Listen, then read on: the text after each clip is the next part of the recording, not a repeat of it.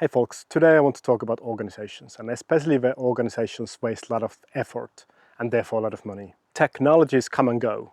We're now in midst of AI revolution. We went through mobile, we went backend, we went DOS, we went all of those things. There was always problems in organizations, and actually the problems were usually quite similar. So it's not a technology problem, it indicates it's a people problem. While problems are impossible to solve, pretending they don't exist doesn't allow us to react to them at all. That's why it's important to acknowledge that there's problems. So then we can start taking the first steps. Maybe we don't resolve them fully, but we can see where we can make compromises and optimizations and improve the general big picture of the project and the team and the organization and the product. I've been a consultant for 25 years and I work with a lot of people with similar experience or longer experience. The one thing about being a consultant, you go through multiple different organizations instead of being in just one. You see a lot of different organizations, how they behave, how they operate and so on. During this time, I've identified multiple problems that seems to be repeating. So when I list these issues, if you think that I'm talking about you, I'm not. I'm talking about things that I've seen in many different organizations, and I try to generalize them somewhat and not talk about details. I've split the problems in 3 different categories: management, team, and processes. They're not really strict categorization, but maybe it helps to a little bit to follow along. One of the really potentially damaging one of the can cause really big harm in the product and the organization, but only happens in very large organizations, is the way high-level managers impact the requirements of the product. But this specific problem isn't really the way the high-level managers interact. The problem comes from the way organizations assume they be able to read their minds. What can happen in large organizations is you sit in a meeting with a group of designers and they give you a feature that needs to be implemented next as a very high priority one. And you ask, where is this feature coming from? How can we best serve the user? How can we make the best product out of it? And there's really no other explanation than a board member needs this feature. And once you dig a little bit deeper, it might even be that this hasn't been actually confirmed with the said board member. It's just assumed that this board member requires this feature based on something they have said before in some interview or in some previous iteration of the product and so on. And we now sit in a situation where the organization is committed to implement something that can cost millions of euros that hasn't actually been based on user research, better product, or real requirements. The board member might even have changed their mind. They might not want to have this feature in this context, but that is never checked because that causes risk to these people. And they don't want to be exposed to ridicule or being said that they're being stupid, right? In my opinion, asking why for everything should always be allowed in an organization. A developer asking why from a designer is not a critique towards design. It's about understanding how to best serve the goal of the actual thing. Design is always a guess until it's implemented and verified. So the process of doing this together requires understanding why. So this kind of ghost figure problem in an organization can be solved by encouraging people to be allowed to ask why.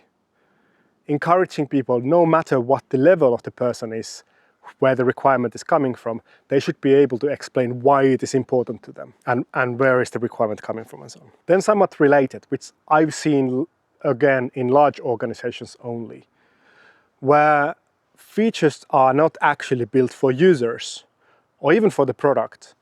Features are built for the next demo day. This is kind of demo day driven development. So what happens, there's 3 months away, a CTO of the large organization is coming and seeing your product. Now your product team is hard at work to focus on the 3 months deadline to build something that they can show to this person. Now, having a demo and sharing the information about the product throughout the organization, of course, isn't a bad thing. That's a good thing. Now, but what I've seen happening is that you now have very high-level managers coming in and they have this need to leave their footprint or fingerprints on the product, and they might have 30 minutes to review what's been built over the last 3 months or longer. And the feedback that they give is based on first impression. It's not deeply researched. It's not like they sit in the room and figure out what actually needs to happen. They might give a feedback, okay, I don't like this, or I don't like that color, or I don't like this button, or whatever it's going to be, and that's going to be greatly overemphasized by the team, which means that this small feedback that is coming from a moment, from an individual person, is going to change the course of the whole product. Now you had a team who's sitting in the room for 3 months, you have a design team who really thinks carefully what the features should be based on user research and understanding how the users interact with the car, and now you have individual, one user effectively, coming and telling you, no, we need to change the course. And that's usually the thing. It's a little bit the same thing here. We should be able to challenge decisions by high-level managers, and high-level managers should be welcoming feedback and welcoming people to ask why. They might have knowledge that others don't have. They really might understand something long-term. They might have been in the company a long time. They might have really something that they can tell the team. But that shouldn't be taken as, okay, this is the new spec. It should be, okay, we need to look into this one, we need to understand how to best solve this problem. The management can point the problem, and now the team goes and solves that problem. Not that the manager will decide the next direction of the design. And honing in even more to this really similar scenario. Now this might not be in a demo day, this might be just elsewhere, where this is usually coming from visual managers or design managers or people who interact with the HMI systems and so on. When you hear the term wow factor, or there's not enough wow factor in this product, you know something's going wrong. When that's a feedback you get, you shouldn't jump into action with this one. Wow factor or not enough wow factor is not a thing that can be worked on. You need to start to understand what that's mean. Now, if it comes from a manager who's in the sales pipeline or something like that, and they understand, okay, I need something more so I can make a splashy screenshot of this one so I can show it in certain context in a conference or sales presentation or whatever, great. That's something we can work on.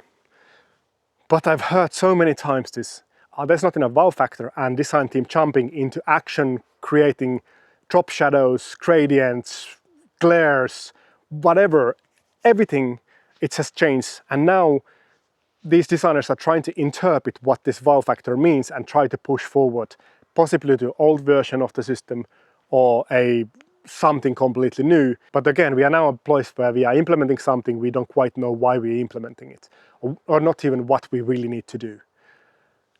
Yet again, asking why and asking more questions from the managers is very, very important. Managers need to encourage this one. People in the low level might not be willing to do so. They might be feeling that they're risking their own careers. And now we naturally move a little bit more to how team interprets a product they are building. Something that I keep hearing a lot is, we are premium, we need to be complex. While not quite in those terms, but premium and complex are not actually the same thing. You can be premium and simple. Simple and boring are not the same thing. You can be simple and exciting. You can be simple and premium. I hate this thought that something that is expensive has to be jam-packed with features just because it needs to be so. If you have this approach of building really highly complex systems just because there need to be a lot of features, at least start from the core. At least first implement a simple solution that is exciting to the users. Minimum lovable product. Minimum product that has all the features that the user needs, but enough excitement that the user will actually love it. Then you have a premium product. Now, if you still need to add features on top of that one, make sure you don't break the core. But don't start with this idea that when we launch this thing, it has to be extremely feature-ridden. They need to be full of things that old systems did. It needs to be full of things that somebody else is doing, competition is doing, and so on. That's not the case. Premium doesn't have to be complex. Premium needs to be good. And talking of competition, here's another way that teams are failing when they analyze their competition. You might look at other apps that are similar. You might look at other systems that are similar, whatever you are building. What I've seen happening is, I call it group confirmation bias. We all have confirmation bias. We believe what we build is good. That's good. We should be believing what we're building is good. We want to build something good. But when you then face with a competing product, they might be doing the same thing but differently. The right thing to do is to look at the competition and figuring out what their users want. What is the stuff that their users like about the product? That's the only thing you can get out of it.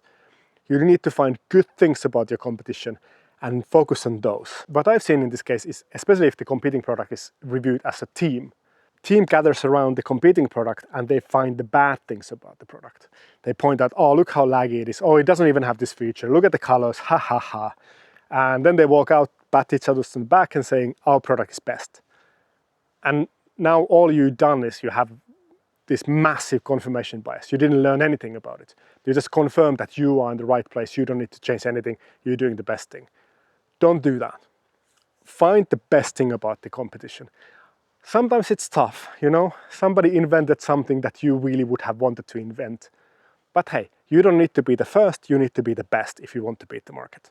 Now, hierarchy in organization is something that is necessary. We need to have some kind of workflows. We need to have processes doing those things.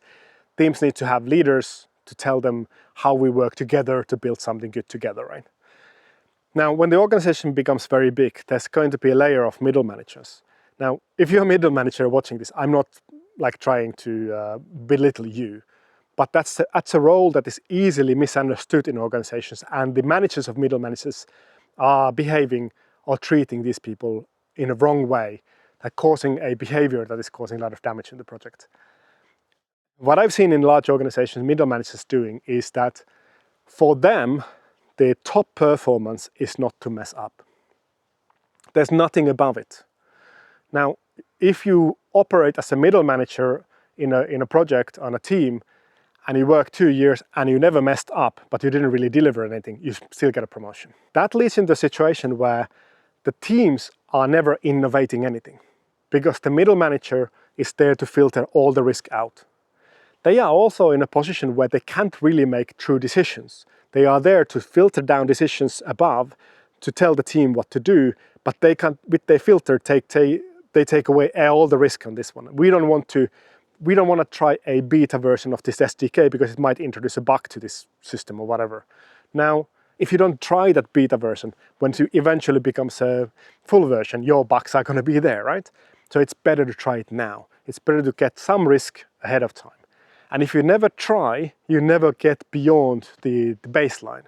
Now, there's certain products where this works, right? There's certain areas where this is the important approach to do things. But most human-facing software is not that. Your organization will be flat and performance will be flat and nothing will ever happen. Management should encourage teams to experiment. It should be fine to fail. It should be fine to change direction. It should be okay to go one direction and find out that doesn't work. And talking of teams and their experimentation, big thing, friction in organization, friction everywhere, but especially between disciplines. And one of my crusades throughout my career has been to try to remove the friction between design and developer. But this applies to everybody else. But designer and developer is a good example because most people understand what the problems there are. Designers have a very good fully understanding of what they want the users to experience when the product works. Now, developers understand how they can build that. But usually what is being designed, especially if developers are not involved in the design process, is not implementable one-to-one. So in the process, developers need to make compromises. They need to change the design somehow. They need to make it work with the platform, with the technology they're using. They need to, maybe some of the features are just too difficult to implement. They have to cut it to 50% or 70% or whatever it's gonna be. Now, this is the time where these disciplines have to latest talk together. When a developer applies something to the design or changes something in design, they need to understand what is the intention of the design. The intention of the design is not the Figma file. The intention of the design is what the user needs to be able to do with the product. That's the intention, user goal. Now, if there's a good frictionless interaction between the teams and the disciplines, that's easy. You just go sit next to a designer saying, hey, the platform doesn't quite work this way. How can we do this so it's good enough or at least acceptable in the context of this product? But better way, of course, is that if this is done way earlier, when the design is being created. In the old school ways, Designers always saw developers as these people who come and break the design. They say, no, you can't do this. But this is not how designers should view developers. Designers should view developers as a pool of resource. See, these platforms, talk about mobile platforms, for example, or web, have become so big that not a single person can understand everything. There's a lot of things that you get for free. In early days of Android, for example, intents to share to other applications came out for free and it was supported by platforms, but designers who used mostly iPhone didn't know that they existed. So in the design process, designers should involve developers not just to limit them, but to expand them. Expand the solution space, what can be done together, right? And that's something that I wish would happen more. But that's not just design developer. I use that because that's something I've been talking a lot in the past. But this happens everywhere. It happens a lot. It happens inside developer teams alone. If you hire a rockstar developer, you know what might start happening is that there's a very highly opinionated person who's reviewing pull requests in a very aggressive way. There's only one way to get these things done. And now you start having friction where junior developers especially don't quite want to put the PR out and they wait for them. And then the process starts to grind to halt and there's a friction just inside the team. Same might be QA. QA might be seen as the bad person in the developer team. They are the people who always break your stuff, but they didn't break your stuff. You broke the stuff. They just found the break and stuff, and they will help you together to make it sure that it actually works when it goes to market. Pretending that there's no problems doesn't make the problems go away. But this is another friction level that, especially somebody who runs an agency, notices quite a bit. We are brought into projects to be experts. We have technical skills that the internal team might not have access to. But now we've been hired there, but we're seen as externals. And it quite often happens that our expertise are not being listened to. But this can happen with internals as well. When you have experts in your team, when you have a team, trust the team. Let the team do their work. Don't feel that you as a manager have to know every single part of the things. You don't need to be in part of every single process. You are there to guide the process. If the team is not doing their job, then it's your job to change the team or rearrange the team or find why they're not doing their job. Your job is not to do the work for the team. Trust your experts. We now come to my last point. And this is again a process or organizational thing that happens in large organizations. That probably is necessary, but I think it should be fully revamped in all organizations around the world. Purchasing processes, purchasing teams. Again, nothing against purchasing people. You're fine people. The problem is that the purchasing process, especially in the case of consultancies like we are, detaches the team that you're going to get from the team that you're going to need. What I mean by this, that your technical team has a need. Some skills need to be filled in that your technical team, your internal team doesn't have. We have those people. We also know how much those people cost. We understand how we can make a business out of having those people in our team even when there's no project. Now what happens next? We're going to offer those to the technical team goes, yep, we need these people, when can they start? And then we start talking to purchasing. Purchasing goes like, well, your rates are too high. Okay, let's figure out what the rate should be so we can be in both ways. But they usually are squeezed even lower.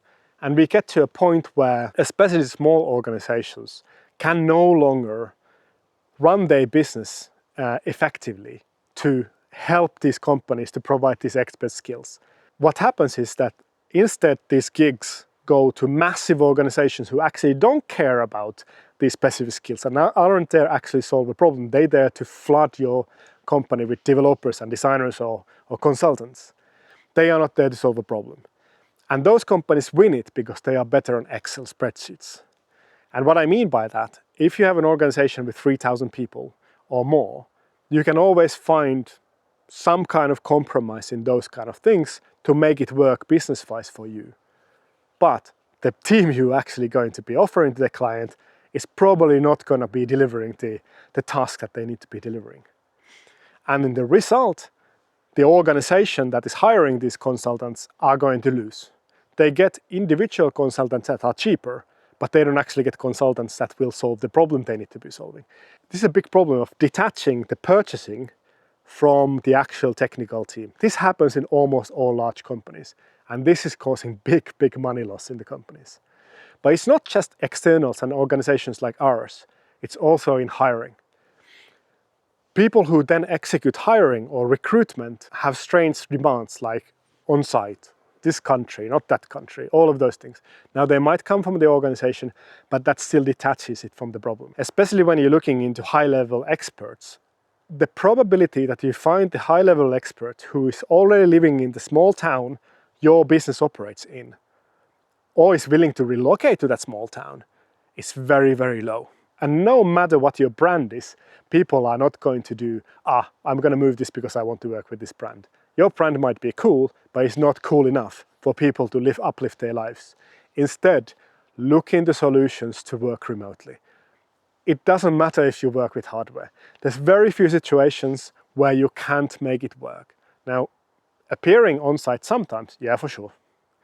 But being on site all the time, that cannot be required. In general, I think big organizations hire too big teams. Especially talking about automotive.